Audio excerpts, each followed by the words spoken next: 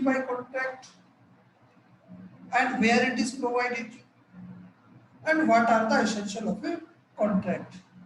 और इसके लिए जब हम बात करते हैं तो भैया कॉन्ट्रैक्ट के लिए जो एंशन है, एंशन क्या कहता है?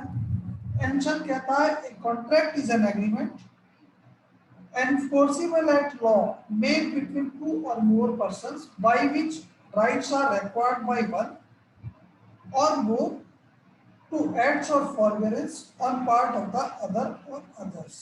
यानी कि जो कॉन्ट्रैक्ट है, एक एग्रीमेंट है जो कि एनफोर्सेबल है लॉ के द्वारा, दो या दो से अधिक लोगों के बीच में होता है, जिसमें क्या है कुछ अधिकार है वो एक्वायर्ड किए जाते हैं एक या एक से अधिक व्यक्ति के बीच पर और दूसरे के फॉरबेरेंस पर। दूसरे अब इसी तरीके से आप देखोगे फेडरिक पोलाक क्या कहते हैं इसके लिए? फेडरिक पोलाक कहते हैं every agreement and promise enforceable by law is a contract. यानी कि प्रत्येक करार और वचन जो विधि द्वारा परिवर्तनीय है वो क्या है? कॉन्ट्रैक्ट है।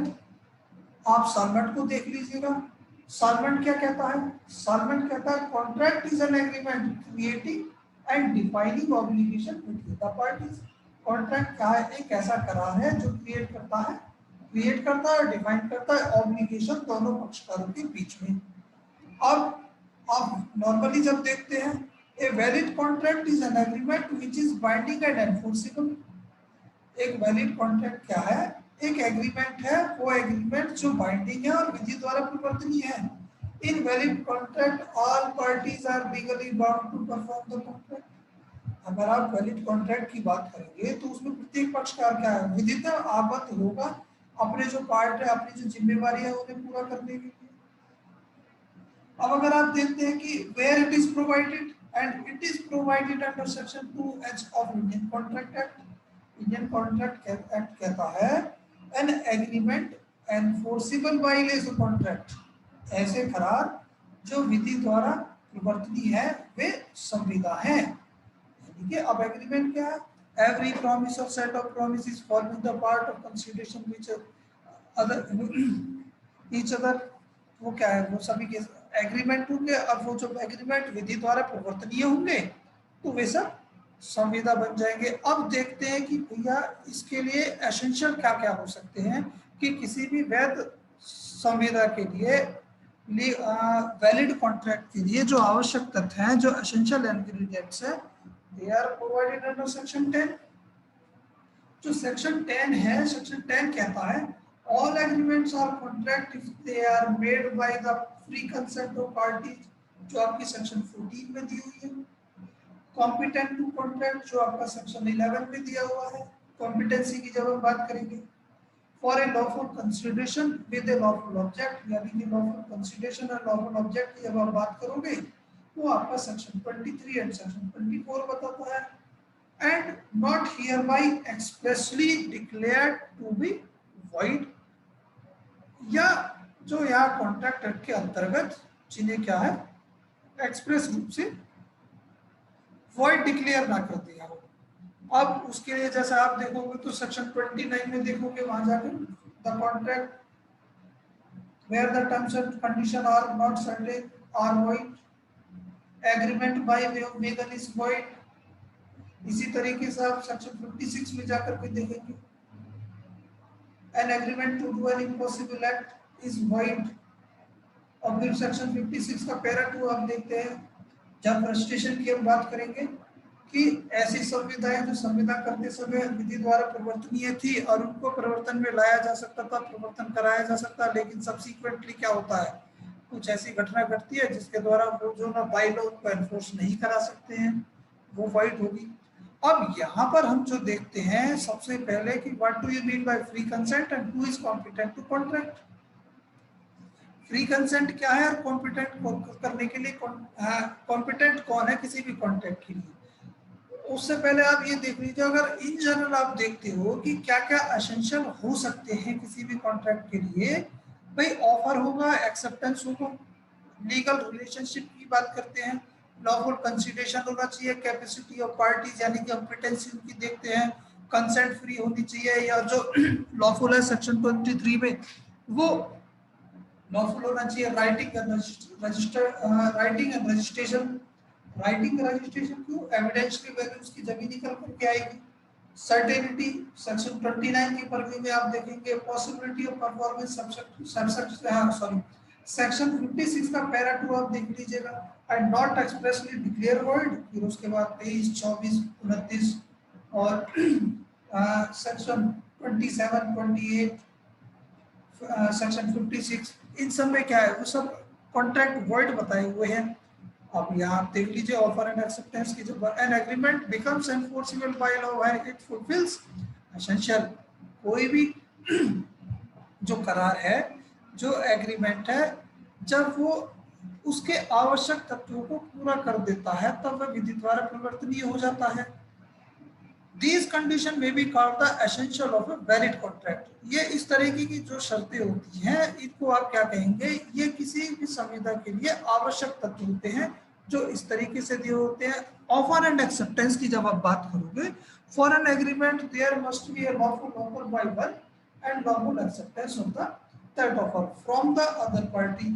ऑफर एक्सेप्टेंस की जब आप बात करोगे कि एक व्यक्ति के द्वारा भैया क्या जो ऑफर होना चाहिए, प्रस्ताव होना चाहिए, और वो प्रस्ताव क्योंकि कॉन्ट्रैक्ट के फॉर्मेशन की जब हम बात करते हैं तो कॉन्ट्रैक्ट के फॉर्मेशन के लिए सीधा सीधा से जब जर्नी आप शुरू करेंगे तो ऑफर से शुरू होगी। A contract must be initiated by an offer, lawful offer, and subsequently the offer must be accepted by the person to whom offer is made, और उसके बाद ये क्या है, इस बन जाएगा। For an agreement there must be a lawful offer by one and lawful acceptance of that other from the other party। The term lawful means that the offer and acceptance must satisfy the requirement of Contract Act। अब lawful के लिए क्या है, जो offer and acceptance है, आपको section 23 में जो रिक्वायरमेंट दी हुई है वो पूरी कर देनी चाहिए। The offer must be made with the intention of creating legal relationship। तो अब यहाँ पे intention to create legal relationship में आपने देखा होगा बार्बर वर्सेस बार्बर का केस था, बताएगा क्या था कोई, intention to create legal relationship, Deepak ji बताएंगे।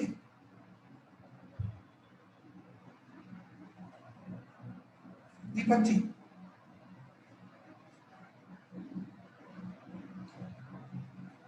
आबिदा, सर शायद आई एम नॉट श्योर, लेकिन मैं बता रही हूँ। वो जो वाइफ और हस्बैंड वाला केस था, सही बात है, वही था, वही था ना सर।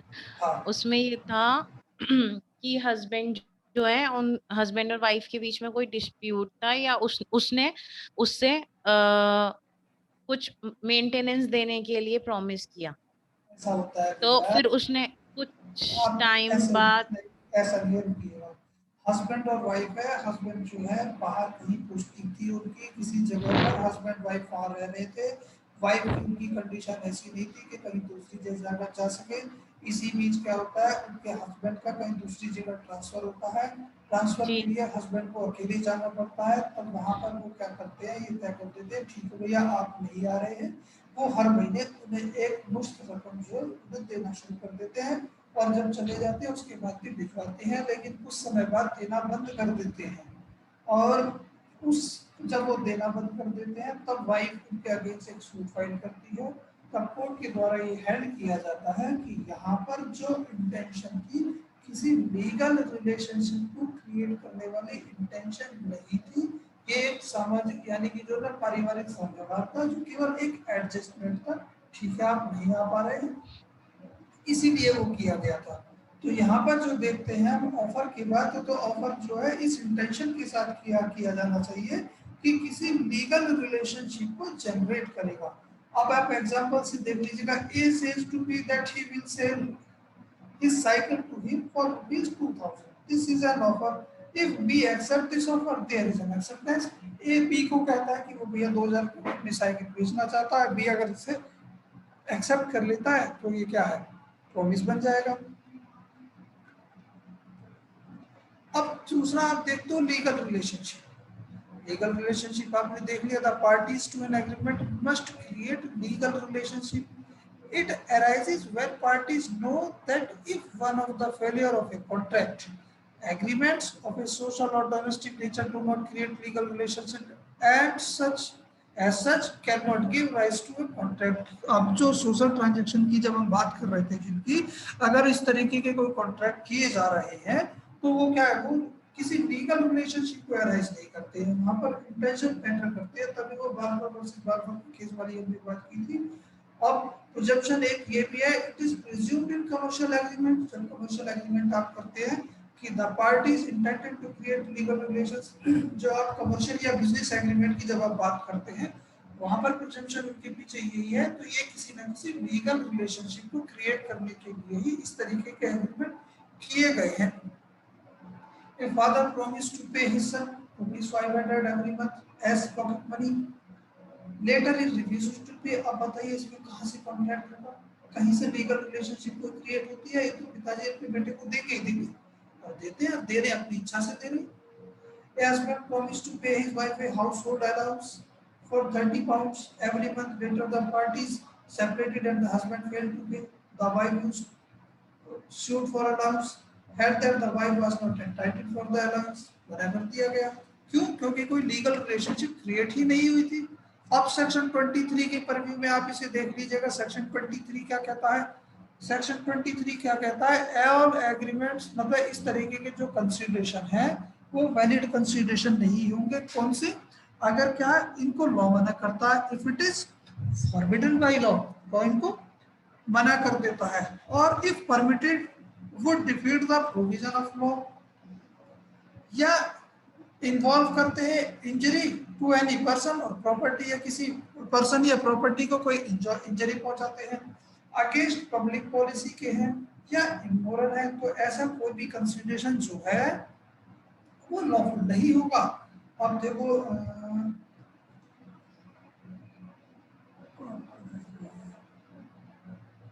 अनीश सेक्शन 23 पढ़ देना भैया।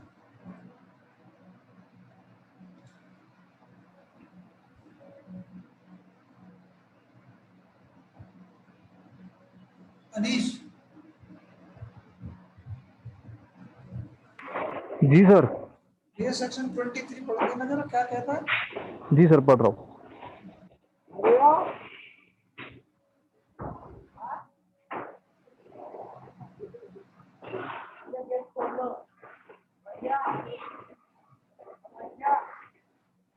इसका मतलब बेर खोल कर नहीं बैठे हैं आप?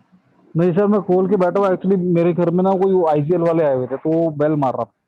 चलो तो फिर What consideration and objects are lawful and what are not? The consideration or objects of an agreement is lawful unless it is forbidden by law, or is of such nature that if permitted it would defeat the provision of any law, or is fraudulent, or involves or implies injury to the person or property of another, or to the court regards it as immoral or opposed to the public policy. In each of these cases, the consideration or object of an agreement is said to be unlawful. Every agreement of which the object or consideration is unlawful is void. सीधा कह दिया, देखो section 23 ने बता दिया कि कौन से कंसिडरेशन लॉफुल है और कौन से नहीं है। सेक्शन 23 ने कह दिया और कौन सा ऑब्जेक्ट कॉन्ट्रैक्ट का ऑब्जेक्ट लॉफुल है, कौन सा ऑब्जेक्ट लॉफुल नहीं है। और अगर इन परिधियों में कोई कंसिडरेशन का ऑब्जेक्ट आता है कि पता लगा फ्रॉडुलेंट है, या अगर लॉ इनको मना करता है, अगर या परमिट किया तो किसी लॉ के प्रोविजन को डिफीट करते हैं, इमोरल है, पब्लिक पॉलिसी के अगेंस्ट है, या किसी पर्सन और प्रॉपर्टी को इंजरी पहुंचाते हैं, तो क्या है? ये सब क्या है? अनलॉफुल होंगे ऑब्जेक्ट में और कंसिडरेशन में। That's why the contract shall be void, ये वॉइड हो जाएंगे। अब इसके बाद आगे ये देख लीजिएगा example, A agrees to sell his house to B for ₹10 lakh is the consideration for A. A is promised to sell the house and A is promised to sell the house is the consideration for B is promised to pay 10 lakh. These are the lawful consideration. अगर A B को कहता है कि 10 लाख रुपए में मकान आप तो मैं बेचता हूँ, तो यहाँ पे A के लिए तो 10 लाख रुपए कंसिडरेशन होगा, B के लिए वो मकान कंसिडरेशन होगा। अब भैया क्या है, अगर मैं अनीश जी को कहता हूँ कि भैया ठीक है आप मुझे 5 लाख रुपए दो और मैं आपकी सरकारी नौकरी लगवा दूंगा, इस तरीके का क्या ये कंसिडरेशन भी अनलॉफुल है और इसका जो ऑब्जेक्ट है वो भी अनलॉफुल है, क्योंकि लॉ इन चीजों को कहता ही नहीं है, पब्लिक पॉलिसी के अगेंस्ट है ये। A promise to obtain for B employment in a public service and B promise to pay 10,000 rupees to A. The agreement is void as the consideration for it is unlawful. अब capacity की हम बात करते हैं, यानी कि who is competent to contract. यहाँ आप देखेंगे कॉम्पिटेंसी को जो डिफाइन किया हुआ वो डिफाइन किया है सेक्शन 11 में। सेक्शन 11 कहता है कि person competent to contract the person who is the age of majority, age of sound mind and not disqualified by law for the time being is competent to contract. वह व्यक्ति जो major है, sound mind है और विधि द्वारा बाधित नहीं है, वे क्या है, संविदा करने के लिए सक्षम कहलाते हैं। देखो अगर आप कॉन्ट्रैक्ट के एसेंशियल की बात करते हैं तो देखो सबसे अच्छी बात ये है, इसका टोटल जो आंसर्स जैसे जैसे आगे बढ़ोगे उसी तरीके से सेक्शन आपके आगे बढ़ते जाएंगे। आपने देखा कि एसेंशियल दिए हुए सेक्शन 10 में, तो पहला एसेंशियल ये मान के चलते हैं कि कॉम्पिटेंट पार्टी होनी चाहिए, वो आपका दिया हुआ सेक्शन 11 में। सेक्शन 11 में कह दिया कि मेजर होना चाहिए। अब मेजॉरिटी की जब हम बात करेंगे तो मेजॉरिटी को डिफाइन किया हुआ section 3 of Indian Majority Act. Indian Majority Act section 3 में डिफाइन किया हुआ, वहां कहता है the person who attains the age of 18 year को जब अटेन कर लेता है वो मेजर होगा। और in case of guardian has been appointed the age is 21 year. और अगर कोर्ट के द्वारा कोई गार्जियन अपॉइंट किया हुआ है तो उस समय जो एज होगी वो होगी 21 साल। ये आपकी बात होगी भैया सीधे सीधे से कि मेजर कौन है। अब दूसरा आता है who is the age of majority and age of sound mind. अब वो व्यक्ति जो साउंड माइंड है कॉन्ट्रैक्ट करने के लिए कॉम्पिटेंट है। अब साउंड माइंड को दिया हुआ सेक्शन 12 में, जो सेक्शन 12 है, सेक्शन 12 क्या कहता है, सेक्शन 12 कहता है the person at the time of making contract is in a position to understand the terms and condition of a contract is of sound mind। वह व्यक्ति जो संविदा करते समय संविदा की नियम और शर्तों को आसानी से समझ सकता हो, वो क्या है, साउंड माइंड है या स्वस्थ चित्त व्यक्ति जिसे आप कहेंगे वो है। अब वहां पर देखो सेक्शन 12 पढ़ दीजिएगा, अमृता आप पढ़ दीजिए। सर एक मिनट,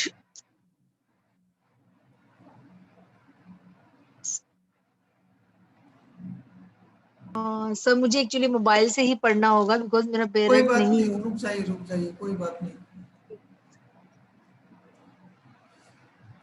दूसरा किसके पास है भैया पेरेंट? हाँ मैं पढ़ दूं सर। आप पढ़ दीजिएगा। Section number 12. What is a sound mind for the purpose of contracting? A person is said to be of sound mind for the purpose of making a contract if at the time when he makes it he is capable of understanding it and of forming a rational judgment as to its effect upon his interest.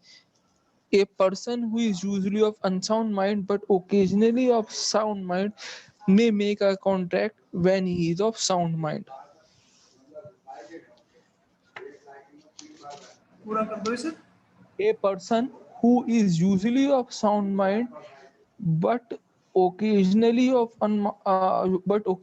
unsound mind may not make a contract when he is of sound mind.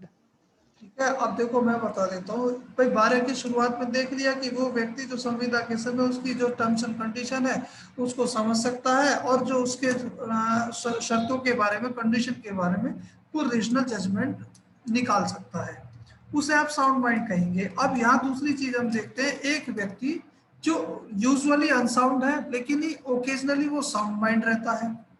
Occasionally जब, तो उस समय वो contract कर सकता है जिस समय वो साउंड माइंड है। अब कोई जिसे मिर्गी के दौरे आते हैं, ये मान के चलिएगा फीड्स आते हैं, तो जिस समय फीड्स आते हैं उस समय वो कॉन्ट्रैक्ट नहीं कर सकता क्योंकि सेक्शन 12 मना करता है।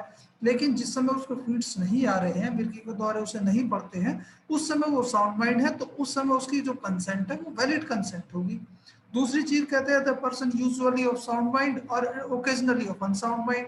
तो जिस समय वो अनसाउंड माइंड है उस समय कॉन्ट्रैक्ट नहीं कर सकता है। सेक्शन 11 की जब आप देखोगे the person who is the age of majority, age of sound mind was disqualified by law. अब दूसरी बात क्या है, ये कहता है कि माइनर कॉन्ट्रैक्ट नहीं कर सकता, माइनर को तो निकालेंगे, इसकी जो पहला इन्फ्लुएंस है कि मेजर होना चाहिए। अब जो एलियन एनिमी है, जो एनिमी देश के लोग हैं, एनिमी कंट्रीज के लोग हैं, उनके साथ कोई कॉन्ट्रैक्ट नहीं हो सकता। दूसरी बात ये कि तो जो इन्फेंट है, इन्फेंट को भी मना किया हुआ है, उसको भी बाइट किया हुआ है। आबिदा कुछ कह रहे हैं आप? सर ये जो दोनों पॉइंट्स दिए हुए हैं, a person who is usually of unsound mind but occasionally sound mind में make a contract when he is of sound mind, और जो दूसरा पॉइंट है इसका, सर इन दोनों में क्या डिफरेंस है? ये बेटा अगर ध्यान से देखोगे, ये कह रहा है कि ये मान के चलो कि भैया मैं पागल हूँ, यानी कि मैं अपने लिए अगर जी बात करूँ, मैं इन जनरल में पागल हूँ, डॉक्टर ने कह रहे कि लेकिन कभी कभी मैं सही भी होता हूँ। जिस समय मैं सही होता हूँ उस समय मैं कॉन्ट्रैक्ट कर सकता हूँ, जो पहली वाली बात कर रहे हैं आप। ठीक ये है, मान लीजिए मैं बिल्कुल सही हूँ, लेकिन ठीक कभी है कभी पागल भी होता हूँ।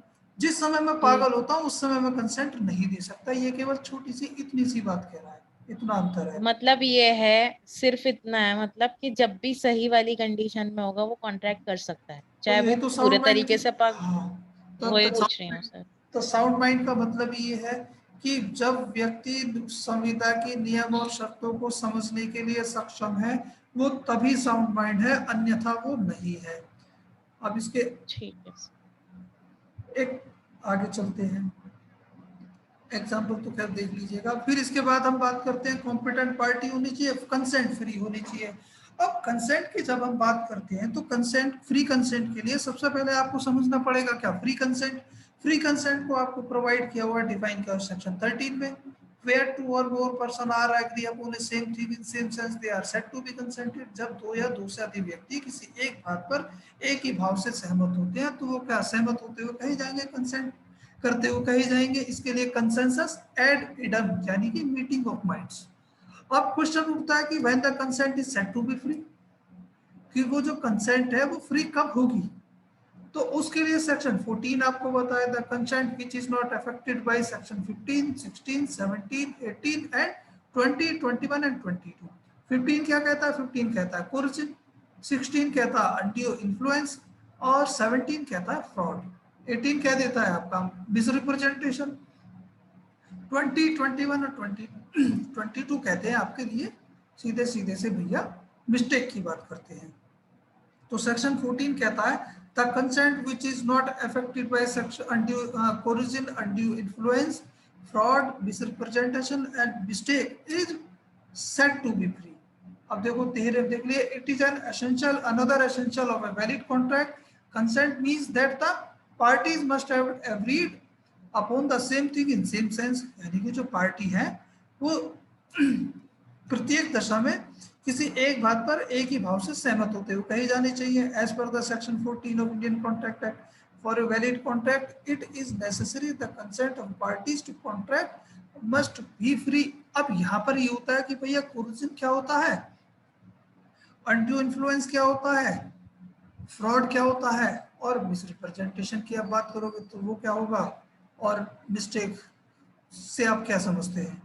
कोरिजन के लिए 15 में आप केवल अगर आप की बात करें, ये देख लिए, where the consent has been obtained by committing or threatening to commit any act which is forbidden by Indian Penal Code, यानी कि जहां कंसेंट किसी ऐसे कार्य को करके या किसी ऐसे कार्य को करने की धमकी दे करके, जिसको आपके आईपीसी के द्वारा एक्ट नंबर 45 1860 का जो एक्ट है उसके द्वारा अगर मना किया है, और इस तरीके से कोई कंसेंट ली गई है, या किसी संपत्ति को अपने कब्जे में लेकर के या उस संपत्ति को कब्जे में लेने की धमकी दे करके, जिसके लिए आपका आईपीसी मना करता है, अगर ऐसी कोई कंसेंट ली गई है तो वो कंसेंट क्या है, अंडर कोर्जन होगी और फ्री नहीं कही जाएगी।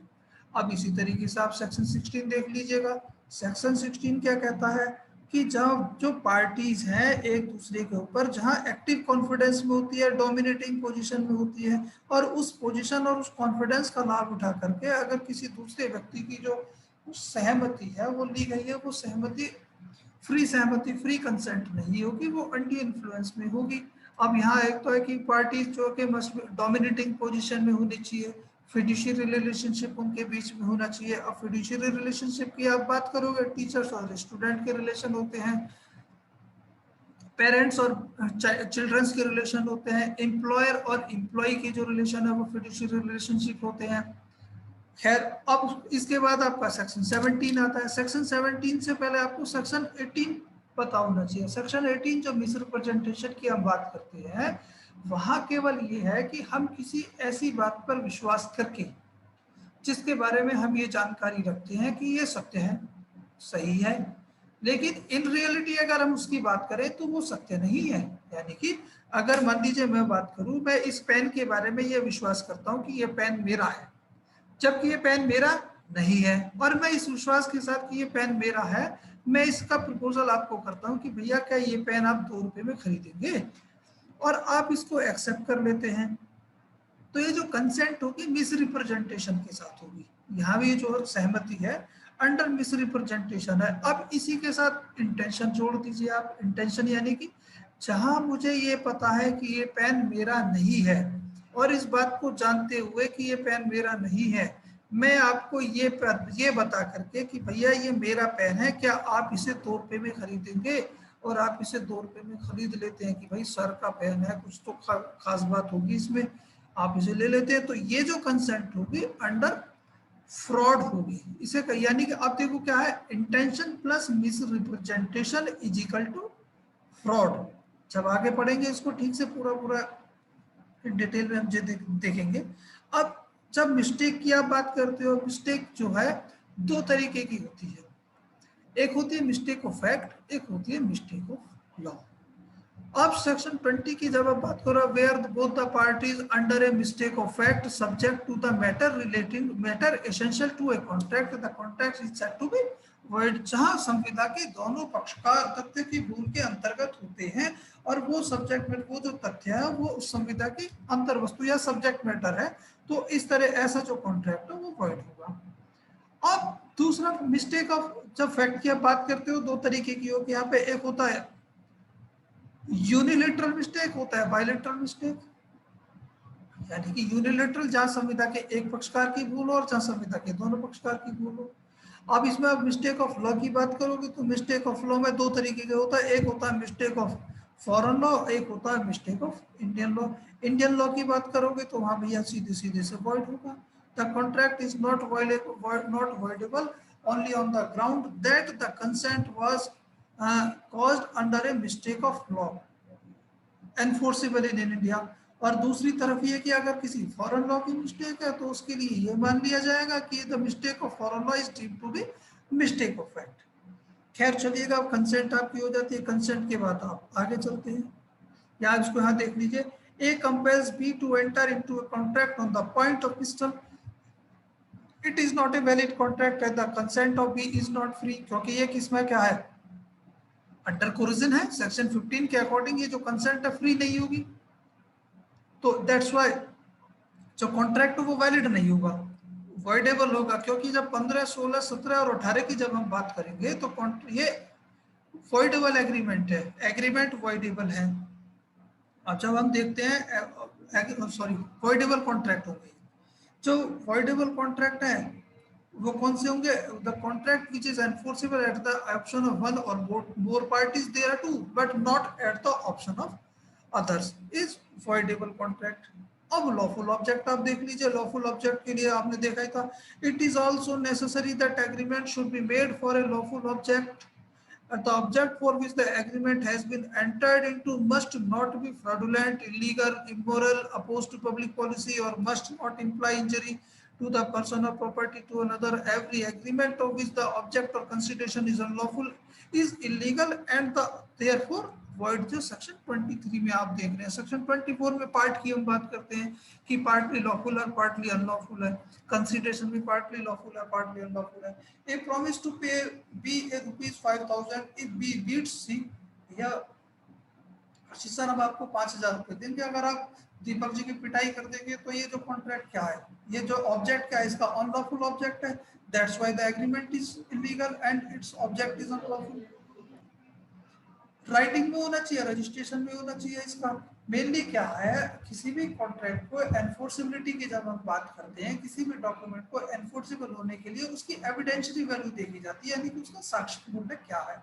अब जैसे आप देखते हो, जो आपका रजिस्ट्रेशन एक्ट है वो आपको बताता है कि किन किन डॉक्यूमेंट का रजिस्ट्रेशन कंपलसरी है, किन किन डॉक्यूमेंट का रजिस्ट्रेशन कंपलसरी नहीं है। सेक्शन 17 तो बताता है कंपलसरी रजिस्ट्रेशनल डॉक्यूमेंट की, और 18 बताता है ऑप्शनल डॉक्यूमेंट की जब हम बात करेंगे।